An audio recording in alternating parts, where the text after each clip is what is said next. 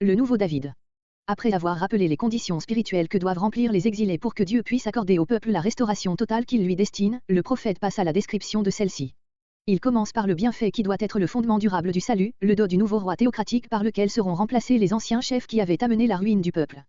Il décrit d'abord les mauvais bergers et leur destitution, versets 1 à 10, puis l'Éternel déclare qu'il prendra lui-même en main la conduite de son troupeau, versets 11 à 16, et opérera un triage entre ses membres, versets 17 à 19. Enfin il annonce la venue du second David par lequel il accomplira ses décrets de grâce envers Israël et l'état glorieux dont jouira le peuple sous le sceptre de ce roi, versets 20 à 31. Ces tableaux renferment des promesses qui se réaliseront à l'heure et dans la mesure où la conduite du peuple envers son Dieu le permettra. Verset 1. Versets 1 à 10. Dans les versets 1 à 7, le prophète signale l'égoïsme qui animait les souverains israélites et leur manque de sollicitude pour le troupeau qui leur était confié. Depuis le verset 8 il annonce leur rejet. Cette prophétie est évidemment une imitation de celle de Jérémie 32.18. Verset 2.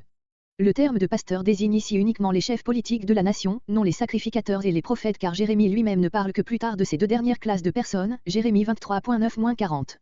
Chez les anciens, les bergers des peuples, ce sont toujours les rois. L'opposition du nouveau David au mauvais berger, verset 23, confirme ce sens restreint. Verset 3. Les rois ont exploité pour eux-mêmes les richesses du peuple. Verset 4. Ils ne se sont point intéressés au soulagement de leurs sujets souffrants, indigents, opprimés, non plus qu'à l'amélioration morale de ceux qui se livraient au mal. Verset 5. Ézéchiel pense aux nombreuses déportations qu'avait subies le peuple par la faute de ses souverains, verset 13. Les bêtes sauvages désignent les conquérants païens qui ont à maintes reprises dévasté le pays. Verset 6. Ce tableau se rapporte spécialement à l'état actuel du pays, à la suite de la ruine de Jérusalem, Ézéchiel 33.27-28. Verset 11. Versets 11 à 19. L'Éternel, le vrai berger de son peuple, intervient lui-même pour mettre fin à cet état de choses et en fonder un meilleur, comparé Exode 2.24-25, Exode 3.7-8, Ésaïe 40.11. Je manquerai, il prend connaissance de l'état de dispersion et de souffrance où son troupeau est réduit. À leur recherche, il prend des mesures effectives pour les tirer de cet état. Verset 12. Premier degré de la restauration il les réunit pour le retour. Verset 13. Le retour lui-même. Montagne, vallon, ces expressions ont du charme pour ceux qui sont exilés au milieu des plaines uniformes de la terre d'exil, elles réveillent les souvenirs riants de la patrie. Verset 16. Dieu lui-même fera ce à quoi les anciens souverains ne songeaient pas, il remédiera à toutes les formes de la misère physique et morale. Mais pour cela il devra encore exercer un triage au sein même de la nation. Car il n'y avait pas seulement en Israël de mauvais rois, il y avait aussi des membres du peuple riche et puissant, qui opprimaient les autres. Ce sont ceux que Ézéchiel désigne par celle qui est grasse et celle qui est forte. L'Éternel agira envers eux avec justice. Verset 17. Entre brebis et brebis, c'est-à-dire entre les brebis faibles, malades et les brebis grasses, fortes. Béliers et boucs, il ne faut pas traduire comme s'il y avait, entre béliers et boucs, car ces deux termes s'appliquent uniquement à la seconde classe de brebis, les brebis grasses et fortes. En hébreu, le mot employé ici pour brebis est très général, il comprend tout le menu bétail, chèvres et moutons, mâles et femelles. Verset 18. Est-ce trop peu? L'image est tirée du moment où le troupeau est conduit au pâturage ou à l'abreuvoir, non seulement les brebis les plus fortes s'élançant les premières, en écartant les faibles, mais elles gâtent l'aliment et le breuvage qui restait pour celles-ci. Les forts en Israël ne se contentaient pas de jouir des biens de Canaan, ils en privaient durement les faibles, qui y avaient pourtant droit aussi bien qu'eux. Verset 19. Comment l'Éternel ne ferait-il pas cesser cet état de choses révoltant? Verset 20. Verset 20 à 31 Le nouveau David et le bonheur d'Israël sous son sceptre. Développement de la scène esquissée verset 18. Le jugement annoncé est le prélude nécessaire de l'acte de grâce, comparé Ézéchiel 20.33-38. Verset 23.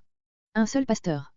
La royauté sur Israël ne sera plus partagée, comme elle l'était pendant le schisme qui avait séparé les deux royaumes, l'unité primitive du peuple et de la royauté sera rétablie, comparé Ézéchiel 37.22. Mon serviteur David. David, le grand roi, Matthieu 5.35, le père de la famille royale, en qui elle reste personnifiée, le fondateur principal de l'unité politique et religieuse de la nation, et dans le passé le type naturel du grand roi futur promis à Israël. Verset 24. Le Messie est distingué ici de l'Éternel, comme son représentant visible, c'est lui qui exerce ici-bas la souveraineté divine. Comparez Luc 5.24. Verset 25. Une alliance de paix, cette alliance nouvelle dont Jérémie avait signalé les caractères intérieurs, Jérémie 31.31 et suivant, est décrite ici par Ézéchiel au point de vue des bienfaits extérieurs. Les bêtes féroces, les peuples païens qui jadis ravageaient le pays. La forêt, l'endroit ordinairement le moins sûr pour les brebis. Cette image indique l'éloignement absolu de tout danger. Verset 26. Littéralement, ils seront bénédictions eux et les environs, pour dire qu'il n'y aura que bénédiction et en eux et autour d'eux. Ma colline, celle de Sion. La pluie en sa saison. Tout dépend en Palestine, pour la fertilité du pays, des deux principales saisons de pluie, en octobre et novembre et en mars et avril. Des pluies de bénédiction et non pas, comme Ézéchiel 13.11 et ailleurs, des averses qui balaient tout. Verset 27. Les barres de leurs joues, comparez Lévitique 26.13. Les joues se composaient de deux pièces de bois parallèles. Dieu promet non seulement la délivrance de la captivité, mais la fin de toute servitude. Verset 29. Une végétation de renom. Le terme hébreu ne désigne pas, comme on l'a cru, une plante particulière qui signalera le pays de Canaan à l'attention des peuples. L'Éternel promet à la terre d'Israël que nous appellerions en langage moderne une flore magnifique, une abondance de fleurs et de fruits de toute espèce, qui rendra célèbre le peuple possesseur de cet Éden, comparé Genèse 2.9 et Lévitique 26.4. Verset 30. Ce qui mettra le comble à cette prospérité extérieure, ce sera le sentiment qu'elle est un don de Dieu, un effet du lien étroit et vivant qui existe désormais entre lui et son peuple. Verset 31. On a traduit diversement ce verset, le sens adopté nous a paru le plus simple. Les brebis que je paie, littéralement, le troupeau de ma pâture, c'est-à-dire, que je paie moi-même, cette expression est tirée de Jérémie 23.1. Vous êtes homme. Ézéchiel ne veut pas dire que dans ce cas-ci le troupeau se composera d'êtres humains, ce qui serait oiseux. Comme Dieu s'adresse souvent à lui en l'appelant fils d'homme, afin de faire contraste sa faiblesse propre avec la toute-puissance du Dieu qui lui parle, ainsi Dieu rappelle ici aux Juifs leur faiblesse, leur néant, pour leur faire sentir toute la condescendance qu'il y a de sa part à les appeler mes brebis et à se nommer lui-même, je suis votre Dieu. Il y a dans la foi en un pareil Dieu de quoi surmonter toutes les objections que pourraient élever leur cœur contre la possibilité de l'accomplissement des promesses précédentes. Naturellement, toutes ces bénédictions spirituelles et temporelles ne pouvaient devenir le partage d'Israël qu'autant qu'il se soumettrait au sceptre du nouveau David.